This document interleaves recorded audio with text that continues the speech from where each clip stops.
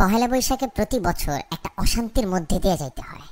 যেমন ঈদের আগে দোকানদাররা একটা চাপের মধ্যে থাকে কাস্টমারদের, তেমনি একটা হাজবেন্ড বা বয়ফ্রেন্ড একটা মানসিক চাপে থাকে তার বউ বা গার্লফ্রেন্ডের কাছে।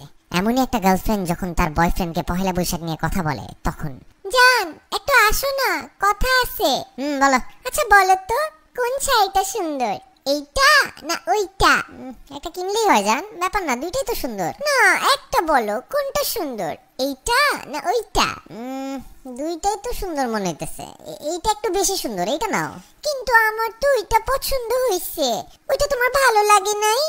বাবু একটু কাজ করতেছি বাবু, সারাদিন কাজ করছি, এখনো কাজ করতেছি, আমার মাথায় তো কাজ নিয়ে একটা টেনশনের মধ্যে থাকে না, দেখতেছো না? তোমার যেটা ভালো লাগে সেটা নাও, জিজ্ঞেস করছো বলে দিছি।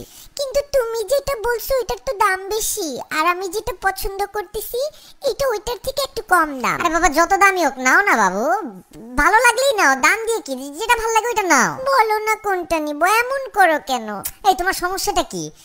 2 দিন আগে জিজ্ঞেস করলে দেশি মুরগি কিনবো না ফার্মের মুরগি, তোমার বললাম ভাই তুমি ফার্মের মুরগি কিনো, তুমি গিয়ে কিনে আনলা 4টা দেশি মুরগি 4টা ফার্মের মুরগি, ইচ্ছাটা তো তোমারই পূরণ হইলো তাই না? তারপর জিজ্ঞেস করলা লাল শাক কিনবো না পালং শাক কিনবো, ভয়ের চোটে কোনো কথাই বলি নাই, কিনে আনলা লাল শাক, যদি বলতাম পালং শাক তাহলে দুইটাই কিনে আনতা।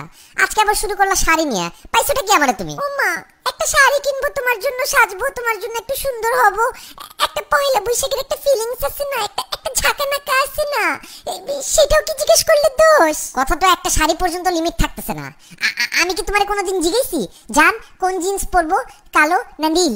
জান কোন টি শার্ট পরবো, হাফাতা না ফুলাতা? জান কোন জুতা পরবো, এইটা পরবো না ওইটা পরবো? জিজ্ঞেসি তোমারে কোনোদিন? ভালোবাসি দেখেই তো জিজ্ঞেস করি তোমাকে, এমন করো কেন? জান জিজ্ঞেস করার তো একটা লিমিট থাকে জান, তুমি তো এই লিমিটের গোষ্ঠী উদ্ধার করে ফেলছো। আমি তো ফোন কিনছিলাম কাজের জন্য, কিন্তু আমার মোবাইলটাকে তুমি একটা দোকান বানাই দিছো। কোনোদিন যদি আমার ফোন চেক করো মনে করবা অন্য মেয়েরা পিক পাঠাইছে, ওইটা নিয়েও একটা গ্যাঞ্জাম শুরু করবা, এটা কে পাঠাইছে, এটা কবে পাঠাইছে, না আমি তো পাঠাই নাই। এত পিক পাঠাইছো, তোমার নিজেরও তো মনে থাকবে না কোন পিক তুমি দিছো। আমার লাইফটাতে তো একটা দোকান বাজার বানাই দিতেছো তুমি। এত সিম্পল একটা ব্যাপারকে এত বড় করতেছো তুমি। 2টা শাড়ির কথাই তো জিজ্ঞেস করছি। তোমার কাছে সিম্পল লাগতে পারে জান, আমার কাছে তো সিম্পল লাগতেছে না। তোমার কাছে 2টা শাড়ি, আমার কাছে তো 2 কোটি শাড়ির সমান লাগতেছে। বলতেছি এটা কেন, তুমি বলতেছো ওইটা কেন না। তখন যখন বলি ওইটা কেন, তুমি বলতেছো এইটা কেন না। মানে শাড়ির মধ্যে তো হাজার ধরন দেখো তুমি একটা শাড়ির মধ্যে। তোমাদের মেয়েদের মতন তো এত নিখুঁত চোখ আল্লাহ আমাকে দেয় নাই। তোমার কারণে প্রতিদিন একটা আতঙ্কে আমি বাস করতেছি। এমনি বলতেছো কে? আমি কি এতই খারাপ? তোমার জন্যই তো সাজি। কিসের এত আতঙ্ক? কিসের আতঙ্ক মানে? পয়লা বৈশাখ কেবল যাইতেছে, রমজান শুরু হবে, এরপর আসবে ঈদ। আমি যদি আজকে পরকিয়া করতাম এত আতঙ্কে থাকতাম না যতটা তোমার প্রশ্নের আতঙ্কে থাকতো আমার। প্রত্যেক দিন একটা নতুন আতঙ্ক নিয়ে আসো। তোমার পায়ে পড়ি যান, তোমার যেই শাড়ি পছন্দ সেই শাড়ি কিনো।